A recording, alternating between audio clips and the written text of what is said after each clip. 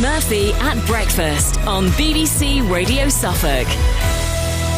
It's 8 minutes past 8, and as we've been hearing this morning, the NHS is seeing the first significant fall in GP numbers in nearly 50 years. Research from the Nuffield Trust found that nearly 4,000 GPs are needed to bring the country up to the levels it needs at a time when the busy and stressful workload is being blamed for people leaving the profession. As well as that, over 80 doctors took their own lives between 2011 and 2015.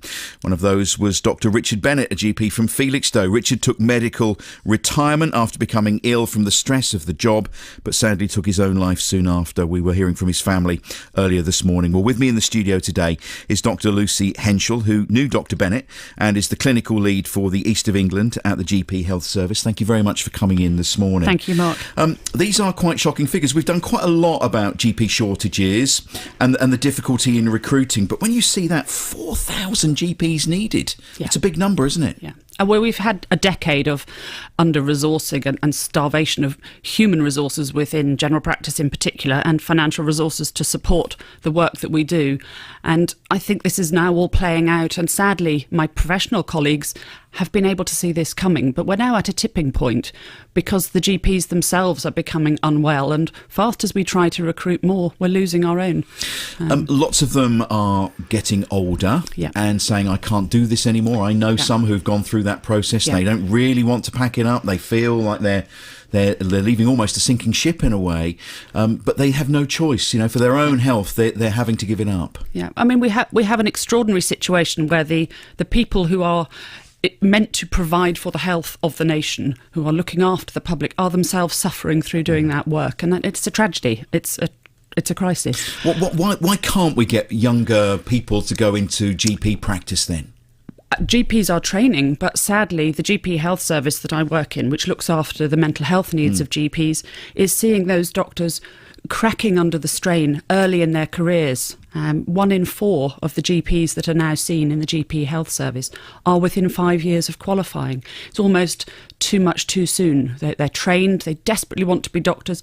I think every single GP who trains wants to care for patients, but the environment is very unforgiving. It's a brutally busy, stressful environment, and it's just too much. And because of the pressures of the work, the individuals struggle to have time, to have space, to process the emotional burden. Caring for others is demanding of the soul, of the self.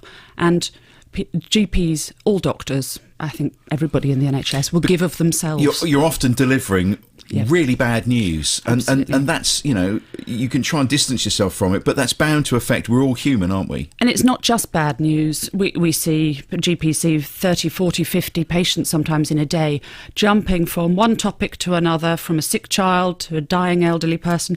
But the perhaps unrecognised problem is that we're human too. We have our own families, we have our own relatives with dementia, our own children with learning difficulties.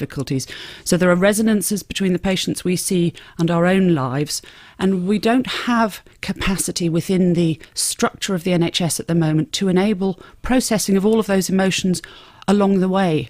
And so people reach a point where they've just had enough. They're compassion fatigued. It's desperately sad because no GP wants to give up their career prematurely, but they are forced to because of what it's done to their health. So the workload, we've seen some practices really struggling to recruit here in Suffolk and have gone down the nurse practitioner route, for instance, but they've struggled to attract GPs here. So the workload is greater, the pressure is on them. They are only able to take this for so long.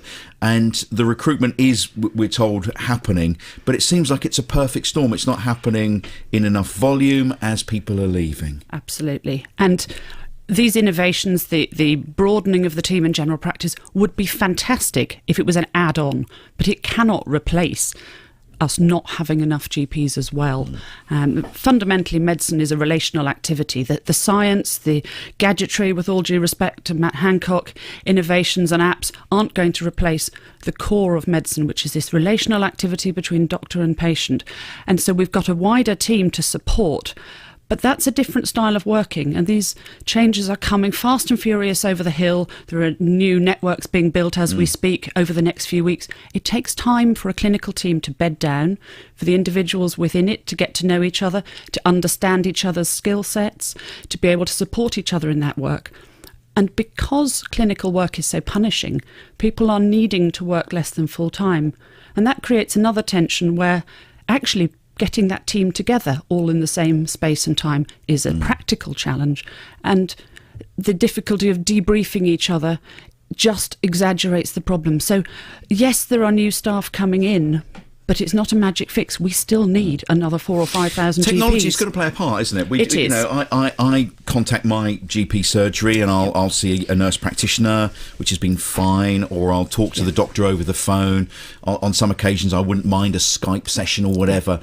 But there are times in our lives when we actually do need to have a relationship with our GP. Absolutely. And I used to, when I was younger, and I live in an ideal world sometimes in my brain, I would see the same GP all the while, and it was not a problem. We got to know each other, and I remember my dad, he had the same GP, and they had a great relationship. You never see the same person now. Yeah. And that's tough. It is.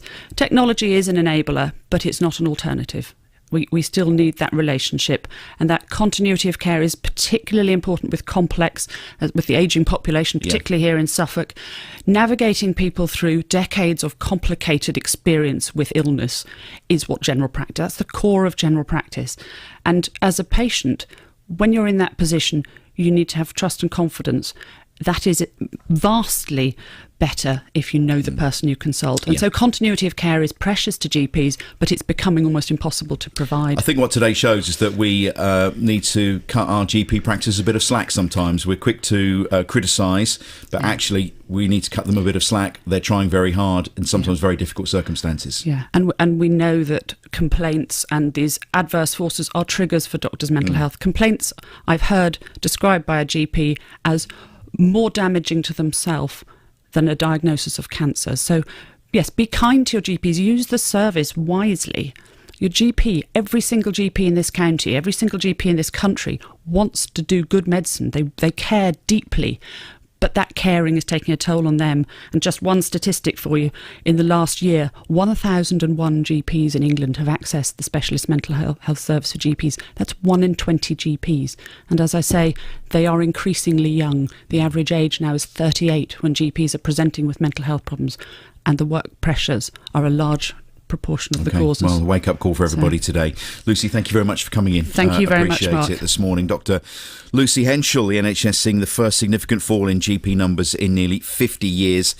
Research from the Nuffield Trust found they need nearly 4,000 GPs to bring the country up to the levels it needs, and the stress and the workload being blamed for a lot of people leaving the profession. It's Mark Murphy at breakfast, 16 minutes past 8.